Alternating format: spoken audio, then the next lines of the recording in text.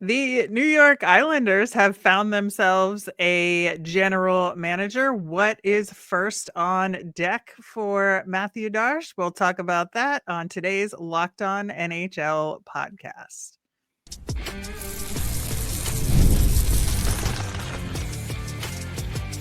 You're Locked On NHL, your daily podcast on the National Hockey League.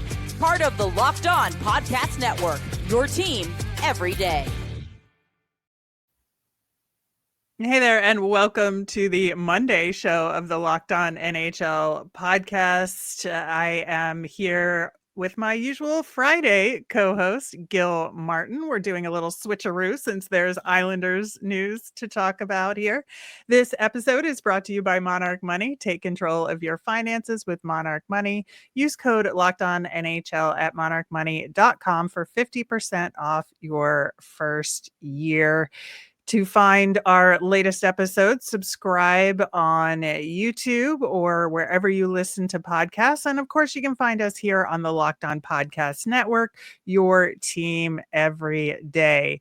So, Gil, Mathieu Darche, as we said, has been hired officially as the new Islanders general manager. There was talks about Bergevin for a little bit. We got a different French Canadian in the seat here.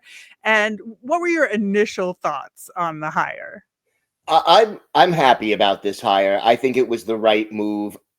You know, whenever you make a new hire, you generally go after someone who has the opposite traits in some ways of the person you just let go because you're trying to correct their mistakes. So if Lou Lamoriello was a little older and a little more set in his ways, you're bringing in someone who is a little more than half of Lou's age and someone who has never been a general manager before. He's been an assistant GM. He's done a lot of things.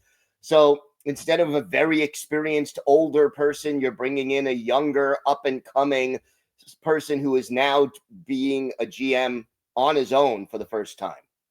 Yeah, and he has a really strong background as an assistant GM, especially with the Tampa Bay Lightning, which I think is something that's really attractive because they had and continue to have a large degree of success in that team. And he was there with multiple Stanley Cups. And so I think including in a series where they defeated the New York Islanders. So how does that kind of flip affect what the Islanders might do?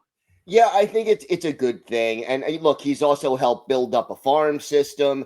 And the Lightning haven't just had like momentary success. They've been successful and continue to be successful for the better part of a decade. So not only did they win 2 Stanley Cups, but they have sustained being a contender longer than most teams would expect to be up there. Yeah, I think the 1-2 punch of the team management and the coach in Tampa has had a lot to do with that. Yes. The Islanders had a pre-existing coach in Patrick Roy behind the bench. Do you think that will continue? Or do you think Darche will want to put his stamp on the organization? Yeah, you know, that's a very good question. I'd say it's 50-50 right now. And maybe the biggest thing working in Patrick Roy's favor is that there are no obvious candidates out there who head and shoulders would be better than Patrick Roy, like immediate thought kind of a thing. And that the other thing is this: Patrick Roy and Lou Lamoriello, there was tension there throughout the year. Lou Lamoriello never really gave Patrick Roy a team that fit his style of coaching. One time, Roy even said, yeah, I'm coaching the team that Lou gave me, which is not exactly a ringing endorsement of your GM and kind of indicates they were never on the same page entirely. So I get the feeling that Roy gets a chance this year, but maybe the leash is very short. And the alternative is Darche wants to put his stamp on the team right away and moves in a different direction. If Darche is not going to give Roy the team he wants, they might as well cut ties now. So what do you see other than maybe that coaching consideration as Darche's kind of first step with this organization and looking at the roster as it currently stands? Couple of things. First of all, supposedly Kyle Palmieri, who is an unrestricted free agent July 1st, was either very close to a deal with Lou for an extension or they had a handshake deal for an extension. We don't know. Lou is so secretive. Right. Got to figure out whether to keep him or move on from him. So that's one. You've got a number of unrestricted free agents, including Noah Dobson and Alexander Romanov. So that's two of your top four defensemen. You got to figure out whether you sign them to a bridge deal, go to arbitration, or sign them long term. And then in the big picture, you've got a lot of bad contracts that Lou left over, guys who are 30 and over, who are either slowing down or just not worth the contract that Lou signed them to. You got to try to make this organization younger, faster, and more skilled. And the question is, how quickly can you do it? And then as another consideration, Bridgeport and the whole developmental system of this organization is an absolute hot mess.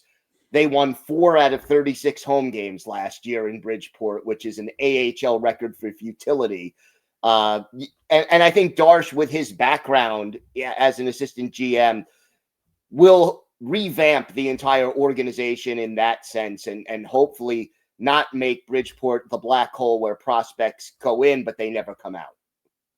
Right. I think that's a huge part of some of the issues in the Islanders organization, and player development has been a thorn in the side and of the team for quite some time, where you just don't have the players to step up or to be next man up in injury situations because there's nothing there. And I think that's going to take a while to fix.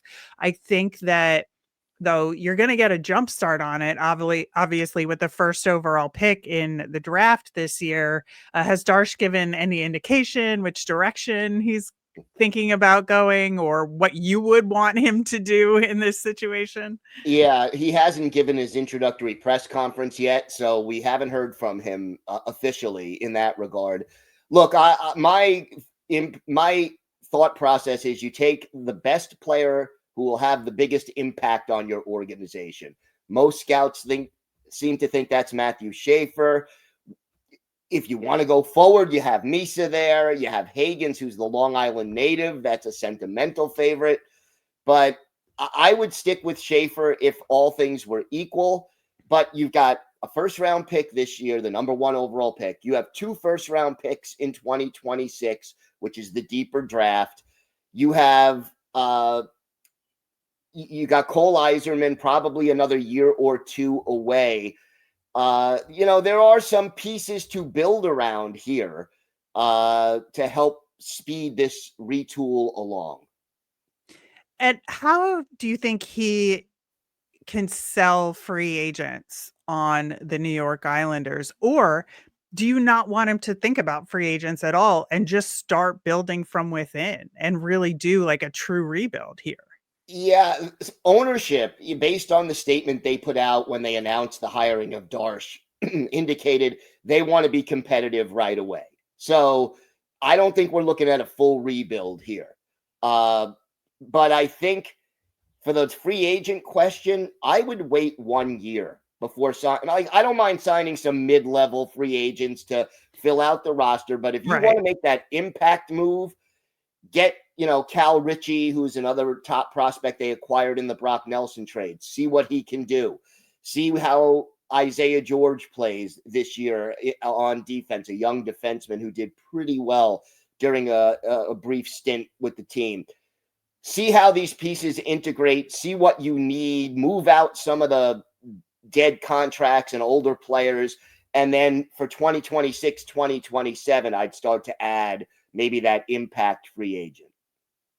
All right. Well, it sounds like there's a lot of work to do with the New York Islanders, but I do feel like the team could be heading in a good direction as far as building for the future, and I think that's a good thing for the division overall, regardless of my loyalties to the Flyers. Yeah, I mean, hope is back on Long Island, and I think that's the biggest thing, that after they missed the playoffs under Lou again, and Lou kept doubling down, moving on from Lou Lamoriello just took some of the clouds away. Now, it's going to take a little time, but at least they're heading in the right direction. Absolutely. All right. Well, we'll continue to check in on the Islanders as the offseason continues. Excited to see what they end up doing at the draft as well.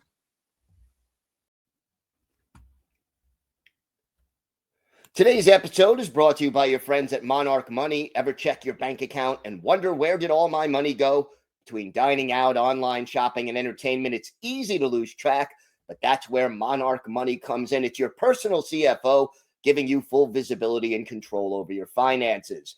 Monarch Money isn't just a budgeting app, it's a complete financial command center. You can track all your accounts, investments, and spending in one place, so you stop just managing your money and start building wealth. When I started using Monarch, I realized just how much I was spending on food delivery. Now I budget smarter and save more. I love eating out, but not at the expense of my future financial security. Instead of juggling multiple apps, you could use Monarch to check your finances, track spending, and even plan long-term goals. So take control of your finances with Monarch Money. Use code LOCKEDONNHL at monarchmoney.com for 50% off your first year. That's monarchmoney.com, code LOCKEDONNHL for half off your first year.